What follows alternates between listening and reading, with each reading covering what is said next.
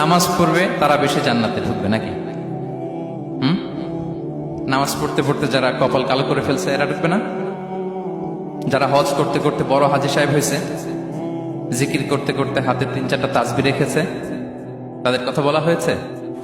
এগুলো নিঃসন্দেহে অনেক বড় আমল, কিন্তু সবচাইতে বেশি জান্নাতে প্রবেশ করাবে যে আমল, বিষ্ণু বললেন, এক হচ্ছে আল্লাহর ভয়, আরেক হচ্ছে সর্বোত্তম আচরণ।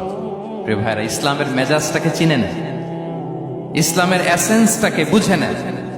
আমরা ভালো আচরণকে গুরুত্ব দিতে চাই না। অনেক নামাজি লোক দেখবে নামাজ পড়তে পড়তে কপালে কালো দাগ ফেলে দিছে, বাসায় বউয়ের সাথে খারাপ আচরণ করে, খিটখিটে মেজাজের, প্রতিবেশীর সাথে শুধু ঝগড়া, কলিগদের সাথে ঝগড়া, মারামারি, দুঃসম্পর্ক, এরকম আছে না? নাই বলেন, আছে না? কিন্তু নামাজি, অনেক বড় হাজি, একদিনও কোরআন তেলাওয়াত মিস হয় না। তো এত আবাদত করেও সে ইসলামের আসল এসেন্সটাকে ধরতে পারেনি। বিষ্ণু বললেন, সবচেয়ে বেশি জান্নাতে প্রবেশ করাবে যে দুটি আমল, একটি হচ্ছে তাকওয়াল্লাহ, আল্লাহর ভয়, আরেকটি হচ্ছে উত্তম আচরণ, সর্বোত্তম আচরণ। তো আমরা যেন উত্তম আচরণের অধিকারী হই।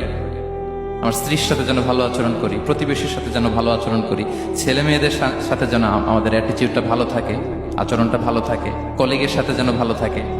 বিশ্বনবীর আচরণ যেমন ছিল তেমন আচরণ যেন আমরা গড়ে তুলতে পারি। আওয়াজ করে পড়ুন আমিন।